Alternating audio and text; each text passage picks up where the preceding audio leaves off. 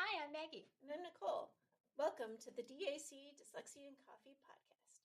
We're so happy you could join us. We're both moms and dyslexia interventionists who want to talk about our students and children. What dyslexia is, how it affects our kids, strategies to help, and topics related to other learning disabilities will also be covered in this podcast. Parents are not alone, and we want to give voice to the concerns and struggles we are all having. This is a safe place to learn more about how to help our children grow and succeed in school and the world. Grab a cup of coffee and enjoy the conversation. Hi, everybody.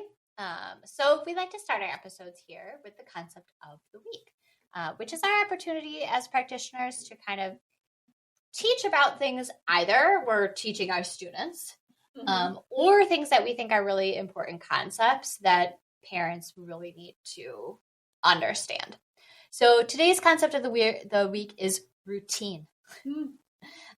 So what is a routine? A routine is a sequence of actions that is regularly followed. All right, so somewhat of a fixed program. All right, so regular procedures are routine. So episode 55 is how to handle changes in routine. Don't turn us off. Don't turn us off. I don't want to hear it either. I don't like disruptions or changes in my routine. Yes. At all. Yes. So this affects every family. Yes. It doesn't matter who you are. For kids with ADHD, autism, dyslexia, or other learning differences, routine is often provides them that structure, predictability.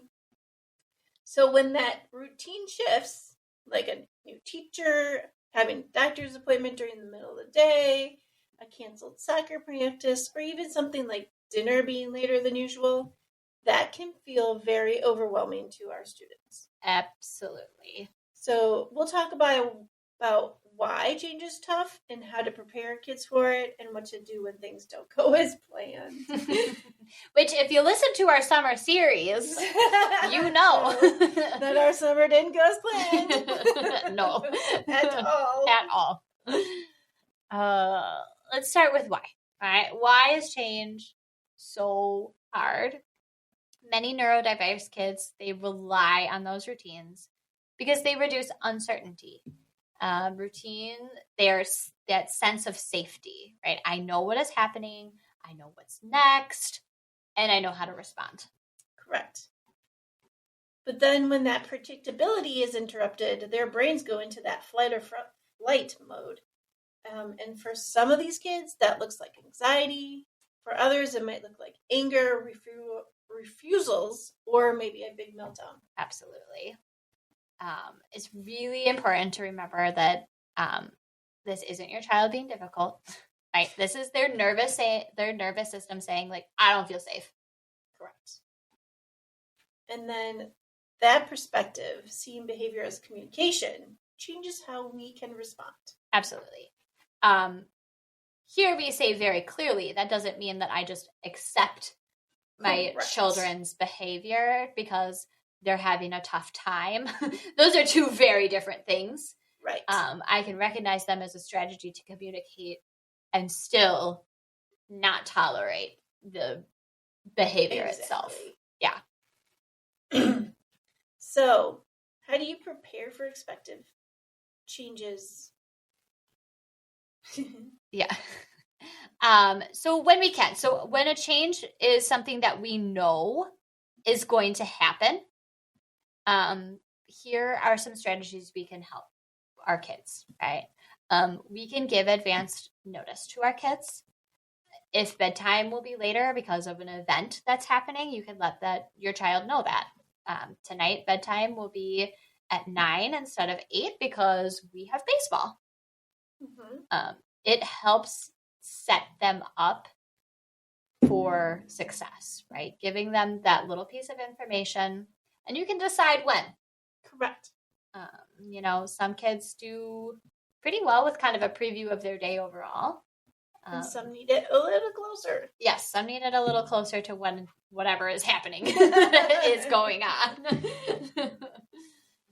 Something that really helps is using visuals like a calendar, Yes. countdowns, picture schedules. They really help kids see what's happening and not just hear it. Because, like our previous episode, you know that developmental language, receptive sometimes can be a little bit behind. And Yeah. if they can't understand it or they don't hear it. I mean, especially something like a calendar or a like assignment notebook or something, if there's something changing. Right. Those calendars, those assignment notebooks, those countdowns, like those are things that we use as functioning adults all the time, to the point where I don't function without without it. Yes. Without it, right? I mean, it's like in our house, if it is not on the calendar, it's not happening. Correct. If it didn't make it there, then it's not happening. So we've kind of forgotten things because of that. Oh, big time. If it doesn't make it to there, it's not happening. Yep. Yep. Tell the story of the change. Like walk them through what will happen step by step. For example, we're going to the dentist. So first we have to check in, then you're sitting in the chair, then you'll get your teeth cleaned, and then they'll head home. Mm-hmm. So especially if it's something that's just going to be a little bit different for the day, right? Having that kind of baseline expectation for how does it go. Try not to provide a ton of detail here. Correct. Pro tip, keep this very broad. Because if you have told them, we're going to check in with the receptionist, Sally. She sits in the middle desk, and then we're going to write these papers. And Sally's off that day. Oh, boy. Yeah. It's a hot mess. So keep this really broad. It's just kind of a common trap I see families kind of fall into is like, oh, we think more information is better always, and not true. Sometimes more information is just more, not better. Practice flexibility in small ways, right? Play games where the rules change. Have a mystery night, right? Once a week when dinner or activity is it doesn't have to be once a week.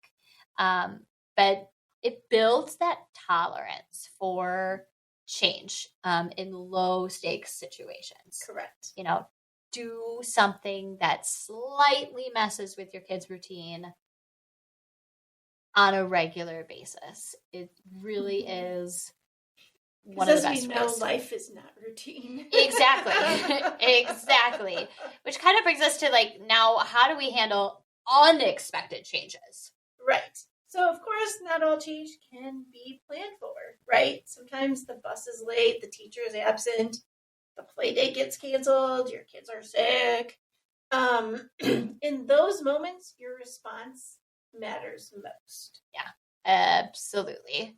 That's the bad news. The bad news is our response matters a lot. So the most important thing is to stay calm yourself. So your child will mirror your emotion. If you're panicked, they'll feel it too. And sometimes I'm really good at this and sometimes I'm not. Same. Because we're all human beings here. Right. Validate their feelings, right? Exactly. I know this isn't what you expected. That's really frustrating. Calling it by the emotion's name, right? Again, I kind of think back to our summer series. Right. We did kind of that episode on naming emotions and getting that skill for our kids and how that could be really incredible. Right. Another thing you could do is offer choices. So even small choices give a sense of control. Mm-hmm. The soccer game is canceled, but we can go to the park or we can play a board game. Which would you prefer? Yeah. And again, those choices are things that you have to be okay with. Right. So you need to be choices that you can actually do. Like if the game was canceled because of rain, you're probably not going to offer You're not going to the park. But just saying that could be... Right. There could have been another reason why it was canceled. Right. But it's definitely, if you can kind of give your kid back just a little bit of control and even your own sanity, that's great. Yep.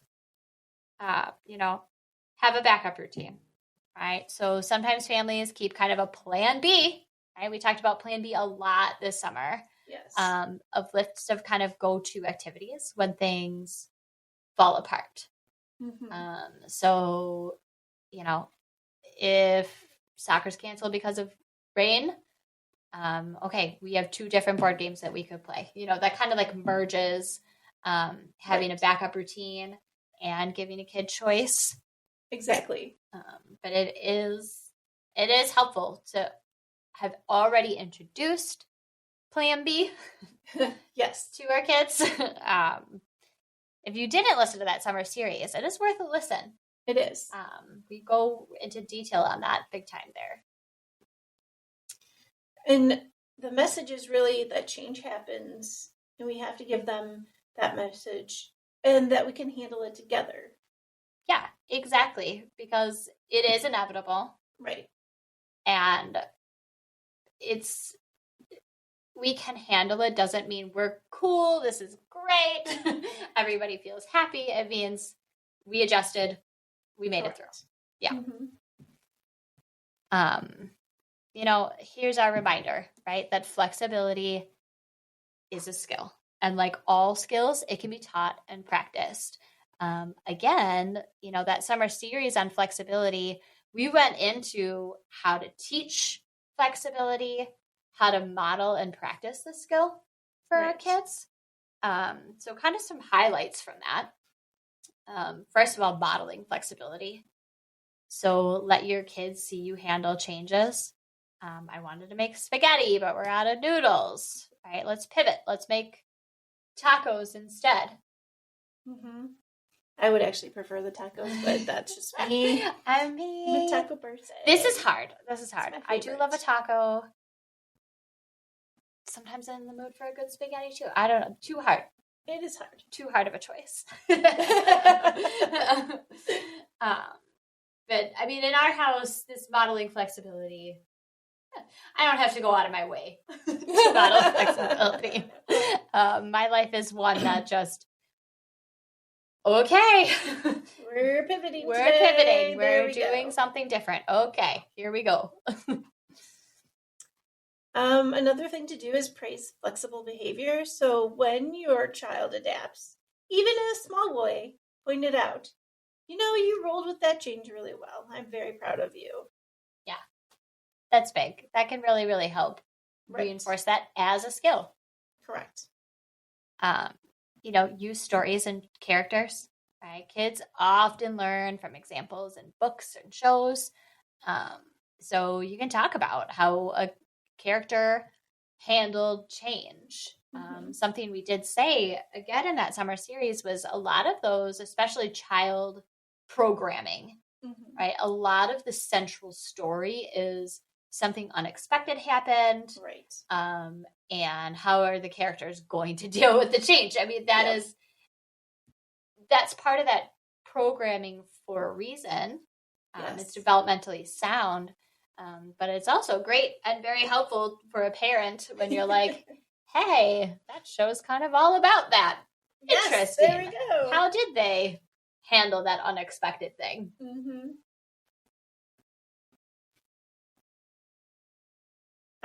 Practice problem solving is another one. So play what if games, right? What if it rains during our picnic? What could we do instead? How would we feel? Sometimes it's also just talking about the feelings that we're going to have. No matter what. Very much. Especially something that's been planned for a long time that we really, really, really want to do. Yep. And then something happens, that they're going to be feeling those big emotions right away. Yeah. So talk about them. Absolutely. And you can kind of share your own. I mean, I was supposed to have lunch last week with a friend that we couldn't do it. And, have not seen this person in like a month. It was, I truly was. I wasn't making it up for my kids at all. It was like, oh, I'm really sad I didn't get to see my friend today. I was really looking forward to it. But we have something scheduled for next week, kind of that definite, it's okay for them to know that you also are a human with emotions. Exactly. I'd say that's actually pretty critical if we can communicate that to our kids. And really, the more chances they have to practice flexibility, the easier it can become over time. Exactly, because it's any other skill. Right. Yeah. You know, you got to teach it explicitly and practice. That's the frustrating part, right? Right. That is the frustrating part. I wish it was just information.